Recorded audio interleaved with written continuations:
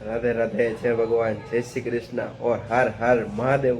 तो आज है श्रावण महीनाનો 7મો દિવસ, એટલે કે આજે છે બુધવાર અને આજે હું આવ્યો છું બારે, ઘરની બારે, કેમ કે કાલે જે લઈ આવ્યો તો ઝાડવા નાના છોડવા એ કાલે નહોતા ઉગાડ્યા, કેમ કે કાલે આવવામાં થોડીક મોડું થઈ ગયું હતું, સાંજ જેવું થઈ ગયું હતું ને પછી વિચાર્યું હતું કે સવારે ઉગાડી દઈશું ઝાડવા।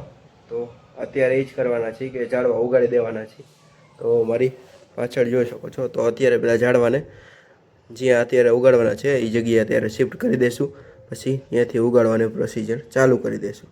તો ચાલો જઈએ અને ઉગાડવાની પ્રોસિજર આગળ તમને બતાવો આજના દિવસમાં। કાલ તો નહોતી ઉગાડી, કાલ ખાલી લઈ આવ્યા હતા, જ 2 કુંડા લઈ આવ્યા હતા અને 2 ઝાડવા હતા, એક ગુલાબ હતું અને એક બીજું કંઈક ફૂલ છે નાના નાના, એ મસ્ત લાગી રહ્યા હતા, નાના નાના એકદમ। ગુલાબ તો એક જ ઉગી રહ્યું છે, તમે જોઈ શકો છો, ગુલાબ તો એક જ છે અત્યારે, બાકી આ નાના નાના જે મસ્ત લાગી રહ્યા છે। તો છોડવાળા ભાઈએ કીધું હતું કે જ્યારે તમે ઉગાડશો નાના નાના ત્યારે મસ્ત થવાના છે, એકદમ ઝુમખો થઈ જવાનો છે, વધારે થવાના છે ફૂલ। તો એ આપણે જોશું કે કેવા થશે એ। તો ચાલો જગ્યા પહેલાં આપણે શિફ્ટ કરી દેવાની, પછી તમને બતાવું કે કઈ રીતે મેં ઉગાડી છે। તો ચાલો જઈએ। આની અંદર અમે ખાતર પણ લઈ લીધું હતું 1 કિલો વાળું, એને મૂકી દઈશું પહેલાં સાઈડમાં। કુંડા છે 2,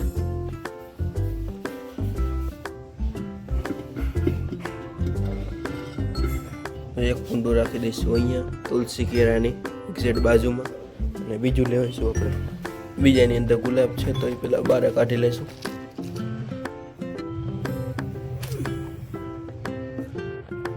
આને પણ લઈ જઈશું અને રાખી દઈશું બીજી સાઈડ, આને રાખી દઈશું અહીંયા, એક રાખ્યું છે અહીંયા ને એક અહીંયા। હવે માટી નાખી દઈશું અંદર, પછી તમને બતાવું।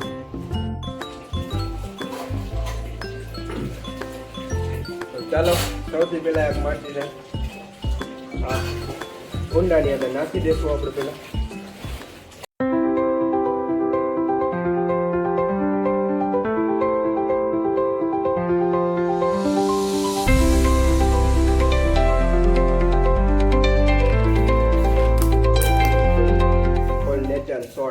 ઓરિજિનલ પાણી, તો આ પણ થોડું થોડું વચ્ચે નાખવાનું, તો એનાથી શું છે કે ઝાડવું થોડુંક વધારે ગ્રોથ કરી શકે, થોડુંક વધારે ઉગી શકે થોડા સમયની અંદર।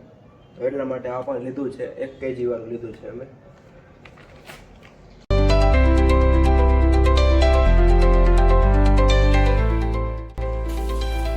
જોઈ શકો છો એકદમ ભીનું ભીનું લાગી રહ્યું છે, છાણ છે એટલા માટે, દેશી ખાતર।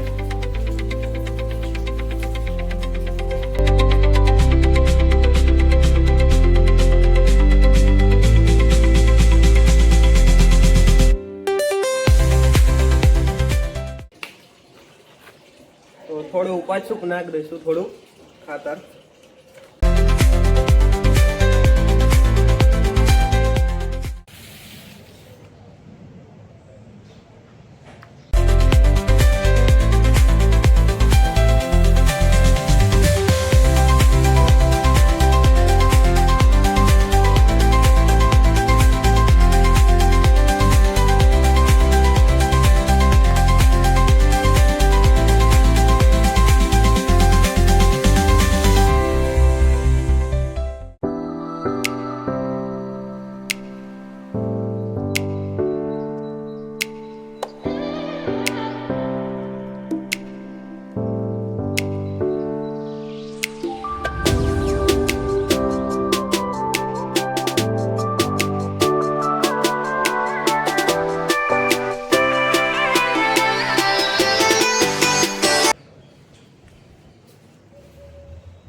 તો અત્યારે ગુલાબનું ઝાડવું વાવી દીધું છે ભાઈએ, ખુશી ખુશી મનાવો પડ્યો થોડો, પણ વાવી દીધું છે। તો હવે મૂકી દઈશું તેને સાઈડમાં અને આપણે વાવી દઈશું આ નાનકડું છોડ, કેમ કે મને આ નાનકડું છોડ બહુ ગમ્યું હતું ત્યાં, તો એટલા માટે હું આ વાવીશ। અને ભાભીની એ ફરમાઈશ હતી કે ગુલાબ શ્યામ બહુ છે, શ્યામભાઈ મારો મોટો ભાઈ છે, એટલે હું આ નાનું વાવીશ।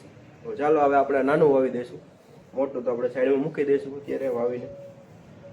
કાપડું રહ્યું ત્યાં તુલસી ક્યારાની બાજુમાં વાવી દઈશું ને ગુલાબ રહ્યું અહીંયા રાખી દઈશું કેમ કે આખું ભરાઈ ગયું છે ચલો અહીંયા સુધીનું. ચાલો પેલા સરખું રાખી દઈએ, સાફ કરી રાખીએ, પછી બીજી જગ્યાએ વાવી.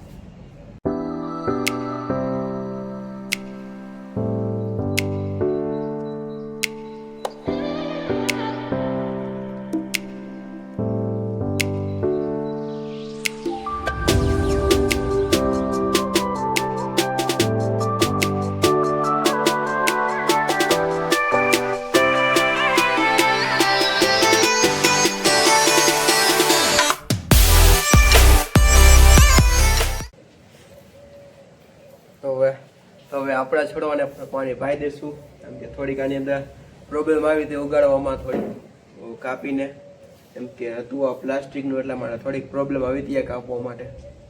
તો ચાલો કોઈ વાંધો નહીં, આવા નાના નાના ક્યુટ ફૂલ માટે તો આટલું કરી શકી થોડીક એને. ચાલો હવે પાણી પાઈ દઈશું આપણે છોડની અંદર.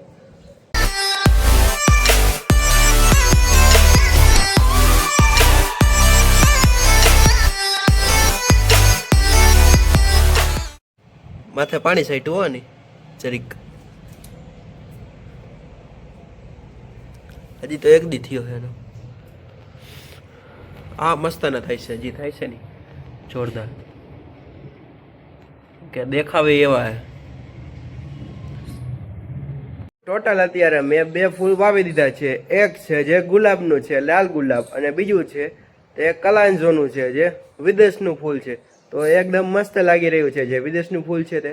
તો અત્યારે તો નહીં થાય, તો મેં ગૂગલ જેમિનીને પૂછ્યું હતું કે તેને મને બતાવ્યું કે 6 થી 8 મહિનાની અંદર તે મસ્ત ખીલી જશે એકદમ ગુલાબી કલરના એકદમ.